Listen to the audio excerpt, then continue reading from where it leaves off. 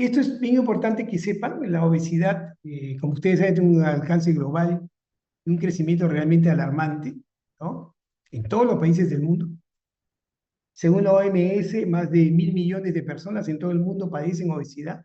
Estamos hablando del 13% de la población mundial. 650 millones son adultos, 340 millones adolescentes y 39 millones niños. O sea, la prevalencia está abordando todas las edades y va siempre en crecimiento, ¿no? De hecho, desde 1975 la prevalencia de obesidad se ha triplicado en el mundo, ¿no? Este aumento rápido y continuo de la obesidad la convierte en un problema urgente y prioritario para la salud pública mundial. Y ustedes me dirán, ¿qué hago hablando de esto en psiquiatría? Vean ustedes. Este es un estudio de la prevalencia de obesidad en personas con depresión severa, ¿ya? Personas con, perdón, con depresión severa. Vean ustedes. Un ratito. Se me adelantó. ¿No? Y acá tienen ustedes, es un estudio que se seleccionaron 15 estudios que examinaban la relación bidireccional, escuchen bien, bidireccional, longitudinal entre la depresión y el sobrepeso, ¿no? Y como ustedes ven acá, lo que se encuentra más en rojo, ¿no? Son los países donde más relación, más prevalencia se ha encontrado. Bueno, Estados Unidos, ya saben ustedes, son los reyes. Los que están en blanco son aquellos que no tienen data, porque si tuviera data, México estaría en el mismo nivel de México probablemente, ¿ya? En esta relación. Pero lo que se ha podido establecer es que la obesidad aumenta el riesgo de depresión, la obesidad. O sea, el estar obeso hace que haya 1.5 veces más probabilidades de ser un trastorno depresivo mayor. En cambio, cuando uno está deprimido, ¿ya? El riesgo para hacer obesidad es aproximadamente el mismo, 1.5%, ¿ya? Esta asociación fue mayor en Estados Unidos y en Europa, ¿no? Y está fundamentalmente en la población de adultos de 20 a 59 años. Entonces, tomar esto en cuenta, hay una relación entre obesidad y depresión claramente establecida. Este es un estudio de la obesidad y sobrepeso en niños y adolescentes y adultos jóvenes con trastornos de salud mental. Acá tienen ustedes el trastorno por déficit de atención, que ya lo hemos conversado, los trastornos de ansiedad, la depresión y los trastornos alimentarios. Y vean ustedes, acá tienen la prevalencia en porcentaje, ¿ya? Tienen el promedio de índice de masa corporal y la obesidad severa. Como ven ustedes, ¿no? El trastorno por déficit de atención, lo habíamos conversado en la clase anterior, está muy relacionado con obesidad, sobre todo en niños y adolescentes, ¿no? Por supuesto que la ansiedad también, vean que la prevalencia de personas con ansiedad es aproximadamente el 30%, en TDAH es más del 40%, en depresión habíamos visto, está alrededor del 25%, y los trastornos alimentarios alrededor del 15%, ¿cierto? Y miren ustedes cómo va aumentando la probabilidad de hacer obesidad más bien severa en estos trastornos. Entonces, bien importante tomar esto en cuenta porque tendríamos que saber el por qué hay tanta prevalencia de obesidad que lógicamente hace que los trastornos, todos estos trastornos que les acabo de mostrar, empeoren el pronóstico. Acá tienen un estudio de obesidad y sobrepeso en niños y adolescentes y adultos jóvenes con trastornos de salud mental, pero determinado por sexo. Y vean ustedes que en el caso del TDAH, ¿no? Más frecuente es la obesidad en adultos perdón, más frecuente es la obesidad en niños que en niñas, ¿no? Pero miren, en ansiedad, la prevalencia de obesidad es mayor en la mujer, en depresión es mucho mayor y también en los trastornos alimentarios. Nuevamente, esta progresión alta de la posibilidad de sufrir entonces de una obesidad severa, ¿no? Pero cuando nosotros vemos la correlación y el sobrepeso, vamos a ver que en todo lo que hemos visto, o sea, efectivamente, hay una correlación clara a la tendencia, tanto en depresión como en ansiedad, ¿no? Siempre es hacia arriba, así que el cuadro no se trata. ¿Estamos de acuerdo? Trastornos alimenticios, vean ustedes. En el único en el cual más bien la tendencia es a disminuir la obesidad, es en el trastorno por déficit de atención. ¿Ya? Ahí disminuye el proceso. Ya saben ustedes que el trastorno por déficit de atención tiene varios, va cambiando la sintomatología según la edad. Y entre la niñez y la preadolescencia y adolescencia, recuerden ustedes, la comorbilidad con ansiedad y depresión es alta. Por eso es que en estos procesos la obesidad es alta, pero después, con el tiempo, ¿no es cierto? Van variando los síntomas y la obesidad va disminuyendo. Pero en todos los otros trastornos, claramente van aumentando. Es lo que les decía siempre, ¿no? Cuando hay comorbilidad, hay que tratarla con la misma intensidad como el cuadro de origen. Y en este caso, en los trastornos mentales, cumple ese criterio. Ese es un estudio de sobrepeso, obesidad y depresión. Es un metaanálisis. Y van a ver ustedes, por ejemplo, acá lo tienen claro, ¿no? Cuando uno sufre de sobrepeso, ¿no es cierto? Vean ustedes cómo aumenta el riesgo para hacer depresión. ¿Ven? Va aumentando el riesgo de hacer depresión en la medida en que uno va teniendo este cuadro de obesidad. Y al inverso, la depresión va a aumentar el riesgo para hacer obesidad. Que se ha confirmado que existe un vínculo recíproco entre la depresión y la obesidad, y que la obesidad aumenta el grado de depresión.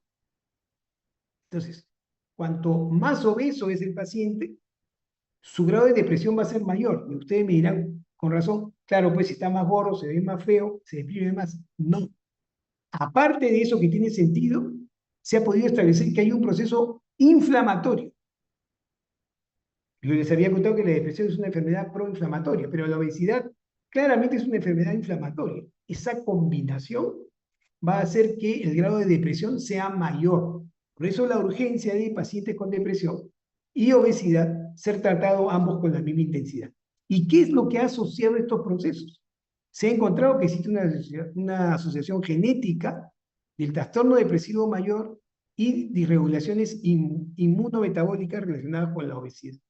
Y se ha podido encontrar que en los pacientes con depresión hay una mayor correlación con cambios, con alteraciones genéticas, sobre todo de polimorfismos, de mensajes genéticos a través de enzimas o de procesos que están relacionados con la regulación del apetito y con la regulación de la grasa corporal y el peso, que están claramente asociados, ¿no?, con la depresión. Hay un aumento del apetito y una alteración del metabolismo y por supuesto del peso, ¿no es cierto? Y se ha podido establecer que efectivamente hay alto riesgo poligénico para obesidad en pacientes con depresión, sobre todo en la alteración del índice de masa corporal, que es mayor, hay un aumento importante de la proteína C reactiva, que muestra la inflamación que les acabo de demostrar, que les acabo de señalar.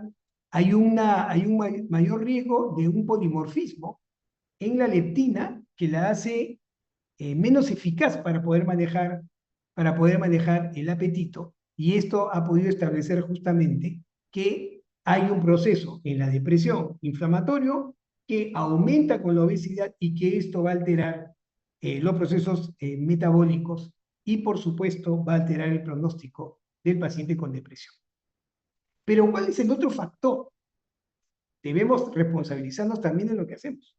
Y en psiquiatría, ¿no es cierto?, hay fármacos que claramente están asociados con el aumento de peso, ¿no es cierto? Y el grupo más importante de ellos son los antipsicóticos, ¿no? Este es un estudio que muestra el riesgo de obesidad con el uso de antipsicóticos. Y ven ustedes, miren, acá está el que más riesgo de producir obesidad tiene es la olanzapina.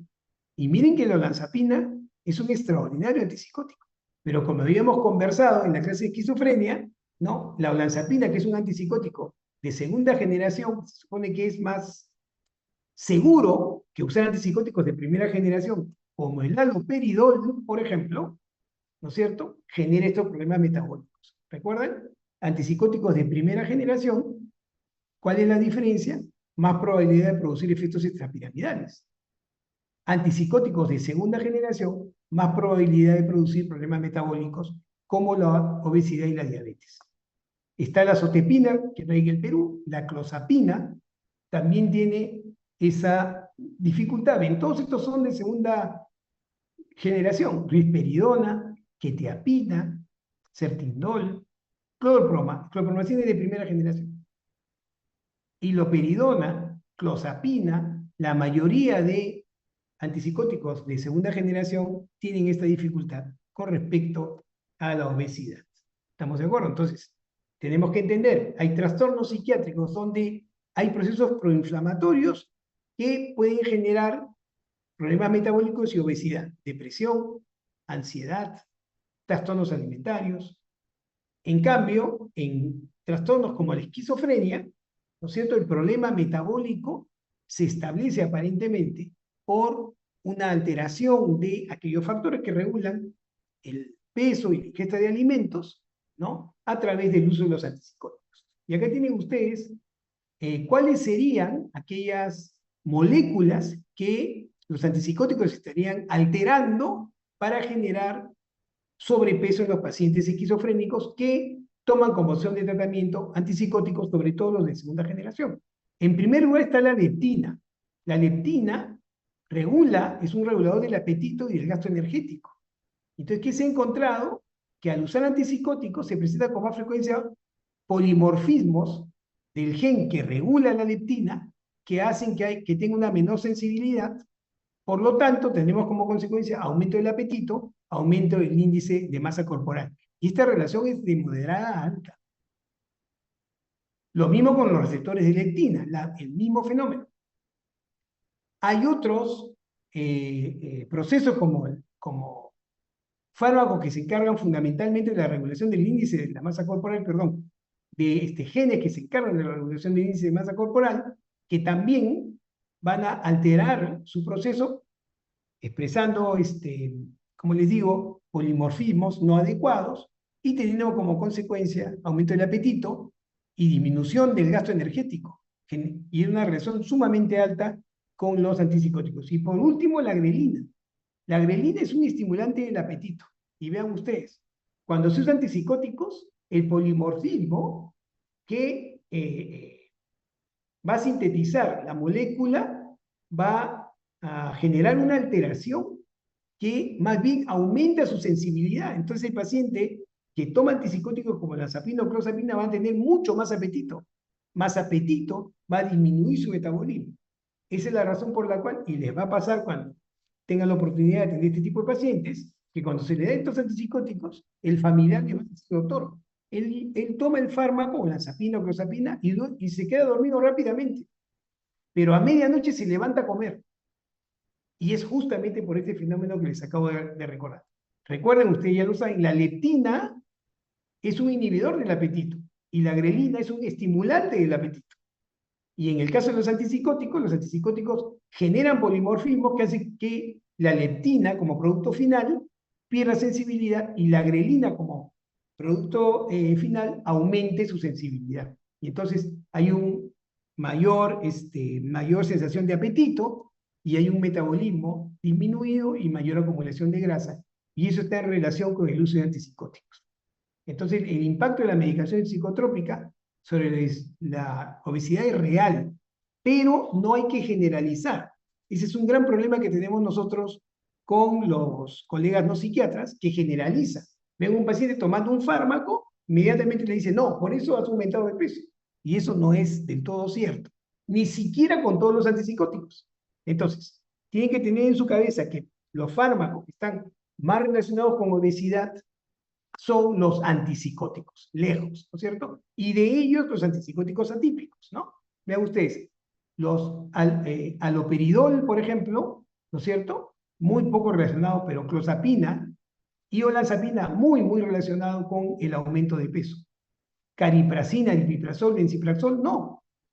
De hecho, la cariprazina está por ser lanzada el próximo año acá en el Perú, es un excelente antipsicótico, ¿no? Y entonces, dislipidemia, vean ustedes, también clozapina o olanzapina, ¿no? hipertensión por aumento de peso y diabetes, olanzapina y clozapina. ¿Se dan cuenta? Pero cuando vemos los antidepresivos, por ejemplo, el bupropion, recuerdan este inhibidor de recaptación de dopamina y noradrenalina, no genera mayor problema. La mirtazapina y la paroxetina pueden aumentar el peso, difícilmente los inhibidores de recaptación de serotonina, como la fluoxetina o la sertralina, ¿no? O el escitalopram, difícilmente van a hacer eso, ¿no? Los antidepresivos tricíclicos sí, claramente también aumentan de peso. Y dentro de los estabilizadores del humor, el litio y el ácido valproico también pueden aumentar de peso. ¿Estamos de acuerdo? Entonces, hay que diferenciar. No todos los psicofármacos producen aumento de peso. Hay que evitar las generalizaciones. Acá tienen ustedes en un gráfico, en esta tabla, cuáles serían las moléculas target, ¿no es cierto?, que generarían esta alteración en el metabolismo. Son tres fundamentalmente, ¿ya? Los receptores de histamina, que al ser bloqueados, estimulan el apetito y alteran el metabolismo. Los receptores muscarínicos, ¿se acuerdan? La acetilcolina, que al ser bloqueados también generan el mismo problema. Y el receptor 5-HT2C. El receptor 5-HT2C también genera ese problema de ser bloqueado. Entonces, si ustedes ven acá la afinidad, ¿quiénes van a aumentar más de peso? Los que sean más afines.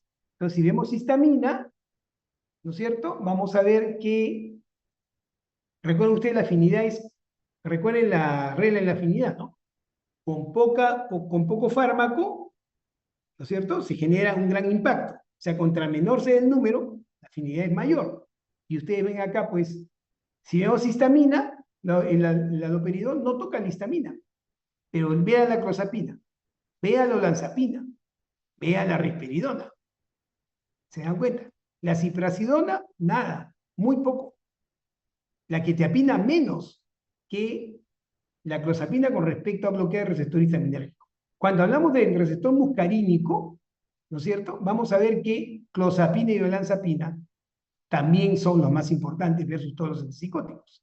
Cuando hablamos del receptor 5-HT2C, ¿no es cierto?, clozapina, olanzapina, risperidona son los que tienen mayor responsabilidad en el aumento de peso. ¿Estamos de acuerdo? Entonces, si vemos la combinación clozapina de bloqueo histaminérgico, bloqueo colinérgico y bloqueo del receptor 5-HT2C, ya saben por qué aumenta de peso igual que la olanzapina. ¿Estamos de acuerdo? Entonces, esa es la razón por la cual estos fármacos generan esa molestia. Entonces, si tenemos un trastorno psicótico y usamos antipsicóticos, sobre todo de segunda generación, ¿no es cierto?, vamos a bloquear, ¿no es cierto?, el H1 y el 5-HT12, o sea, va a haber un antagonismo de estos receptores y esto va a generar una activación de la proteína quinasa y eso va a aumentar el apetito y la ingesta calórica.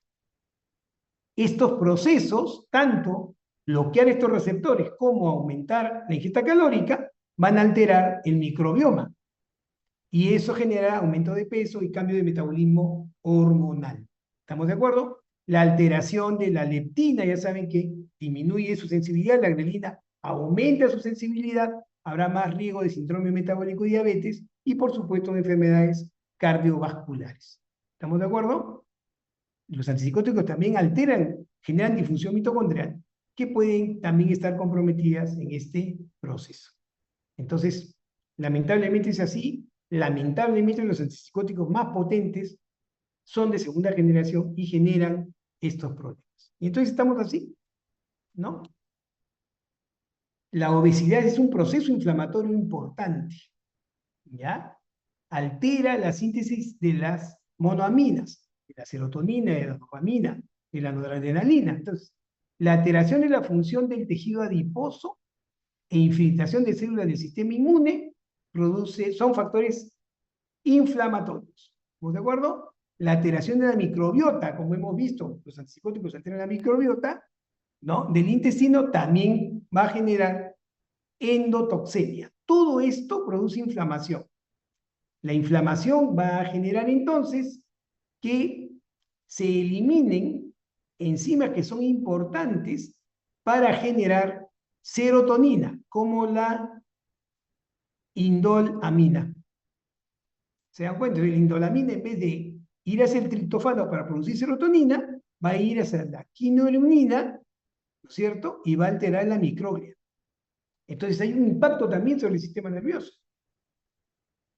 ¿Se dan cuenta? Entonces, esto es lo que tenemos que tomar en cuenta. Si nosotros lo vemos claramente acá, entendemos que ante los procesos inflamatorios, ¿no es cierto? Va a haber una estimulación de factores proinflamatorios, ¿no es cierto?, que pueden atravesar la barrera hematoencefálica y como consecuencia producir también inflamación en el sistema nervioso, produciendo lo que les acabo de decir, ¿no? Que la vía de ir hacia producir serotonina más bien se vaya a producir en endotoxicidad. Entonces vamos a tener serios problemas. Acá lo tienen clarito, miren. Los procesos proinflamatorios e inflamatorios del medio interno atraviesan la barrera hematoencefálica y eso estimula a la microglia. La microglia va a producir factores proinflamatorios, interleuquina 1, ¿no es cierto? Factor de necrosis tumoral, etcétera, interleuquina 6, y esto, ¿qué va a hacer? Que la indolamina, en vez de ir hacia el triptofano para producir serotonina, se va a ir hacia los factores quinurénicos y del ácido quinolínico, que va a generar más bien neurotoxicidad. ¿Se dan cuenta? Ese es el gran problema. Y entonces, en resumen, paciente obeso, proceso proinflamatorio, ¿no? Y el resultado va a ser neurotoxicidad, una menor capacidad de tener serotonina a la mano y un cuadro depresivo que será la razón y la causa de por qué el paciente presenta esta sintomatología. Muy bien. ¿Qué hacemos entonces? Claramente, la mejoría o remisión de comorbilidades asociadas a la obesidad son importantes, ¿no es cierto? Si la obesidad baja, mejora los cuadros de hipertensión y hiperglicemia.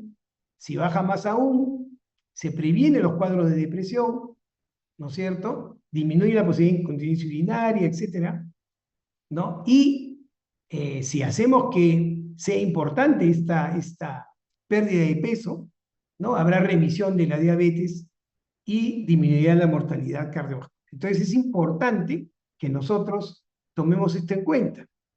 En general, escuchen bien, en general, ¿qué se recomienda para prevenir el aumento de peso por psicotrópicos, por el uso de antipsicóticos?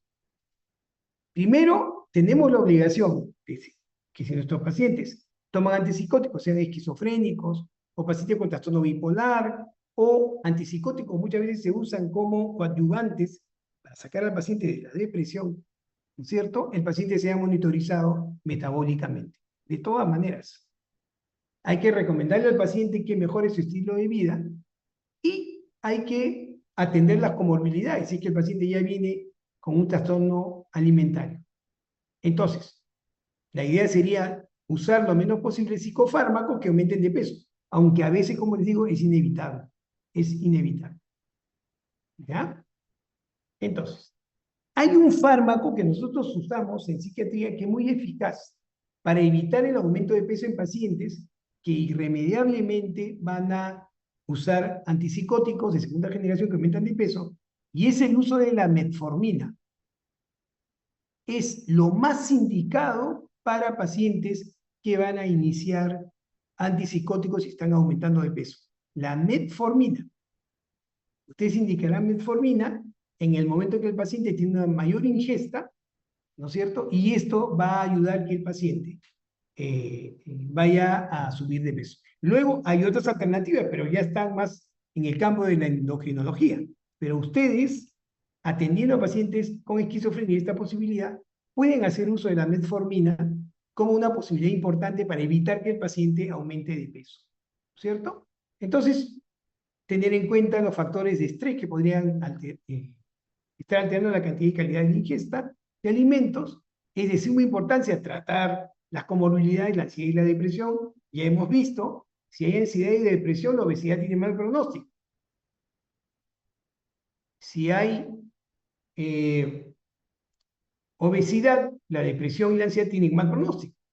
Entonces hay que tratarlos de todas maneras, ¿ya?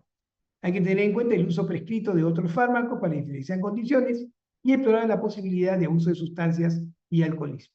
La terapia será muy, muy importante. Entonces, modificamos el estilo de vida, tiene que haber una terapia conductual. Hay fármacos, como le digo, que se pueden usar, pero hay que tener mucho cuidado con nuestros pacientes. Hay fármacos que no vamos a poder usar en pacientes esquizofrénicos o bipolares con obesidad. ¿Estamos de acuerdo? Entonces hay que tener esto en cuenta, ¿ya? Estos son los fármacos que se usan, que hoy se usan como farmacoterapia para problemas de obesidad, ¿no? Y los vamos a ver uno por uno, de manera gráfica, para que ustedes tengan una idea más clara de lo que les quiero decir. Como les digo, tratamiento farmacológico para evitar el aumento de peso relacionado con psicotrópicos, metformina. Es la más estudiada, es la más recomendada, es de primera línea y es importante para evitar el aumento de peso. Una vez que el paciente está con peso alto ya es más complejo, ¿ya? De ahí se pueden usar agonistas del GLP, pero como les digo, eso ya es más del campo del endocrinólogo, ¿cierto? Entonces, miren ustedes, esta es una visión panorámica de los fármacos recomendados para adultos con obesidad no diabéticos, ¿ya? Vean ustedes. Primero, tienen ustedes medicamentos intragastrointestinales, es decir, aquellos que van a bloquear la absorción y digestión de más del 30% de la grasa, ¿no es cierto? Hay un déficit calórico, no afecta el apetito, los efectos adversos pueden incluir, bueno, manchado fecal. ¿Recuerdan ustedes el Orlistat? No sé si lo recuerdan, pero en algún momento se puso de moda porque evitaba la absorción de la grasa, pero habían accidentes después que manchaban el pantalón y la ropa interior. Lo otro es la celulosa oral, ¿no es cierto? Que tiene como objetivo expandir la llenura, expandir el estómago para que genere llenura y de esta forma baje entonces la sensación de aumento del apetito, ¿no es cierto? Entonces, es importante, esta es una alternativa que se puede utilizar para evitar la absorción de grasas. La otra posibilidad, ¿no es cierto?, es los medicamentos de acción central, ¿no? Pero acá tenemos problemas, muchachos. No podemos usar fentarmina, por ejemplo, que es buenísimo para bajar de peso, porque primariamente aumenta la noradrenalina. Y eso puede producir psicosis en los pacientes con esquizofrenia. O pueden generar procesos de manía en pacientes con trastornos bipolares. ¿Estamos de acuerdo? Entonces, no, en realidad no se puede usar ni combinado con topiramato. ¿Estamos de acuerdo? Tampoco se puede usar naltrexona con bupropión, porque el bupropión, acuérdense ustedes, es un antidepresivo. En el caso del paciente bipolar puede hacerlo viral inclusive. En el caso del paciente psicótico, recuerden que el bupropión hace lo contrario de lo que hace el antipsicótico. El antipsicótico disminuye la producción de dopamina y el bupropión aumenta la producción de dopamina. Pero sí lo pueden usar en pacientes con obesidad y depresión, por ejemplo, ¿no? Puede funcionar muy bien, ¿no? Lo mismo que la fentarmina o la fentarmina combinada con topiramato. Tienen ustedes esa alternativa, pero no en esquizofrenia, no en trastorno bipolar, ¿cierto? Bueno, ya hablamos de la fentermina, perdón un ratito. Y por último tenemos los medicamentos basados en hormonas estimuladas por nutrientes, ¿no? La liraglutida, bueno, ya han visto ustedes, se acaba de lanzar el Bonjaro en el Perú, ¿no? Que es una versión más avanzada, entre comillas, que los Ozempic, ¿no? Que tiene como mecanismo de acción agonizar el receptor GLP, se puede usar, ¿no? En algunos pacientes puede generar un poquito de ansiedad, pero ha mostrado tener eficacia en pacientes con diagnósticos como depresión o ansiedad. Entonces, perdón, depresión o ansiedad o también en pacientes con esquizofrenia o con trastorno bipolar hay que hacerlo con cuidado, ¿no? Y siempre ver los procesos metabólicos y los procesos inflamatorios. Puede ser una posibilidad, pero esto ya está dentro del campo del endocrinólogo, ¿no? Más que de ustedes sí que van a atender en atención primaria. Conclusiones entonces, no hay conclusiones, perdón. Muchas gracias por su atención y voy a estar pendiente entonces de sus preguntas. A ver, ¿quién se manda de hacha?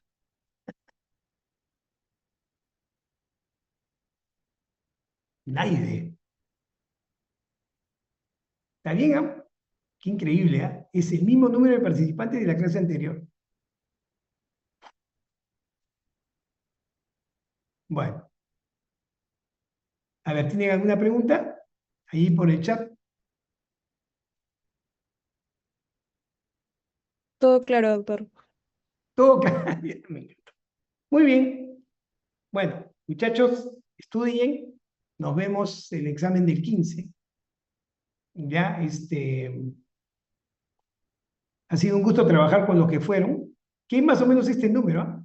Entre 36 y 40. Ojalá me pueda encontrar con ustedes, pues,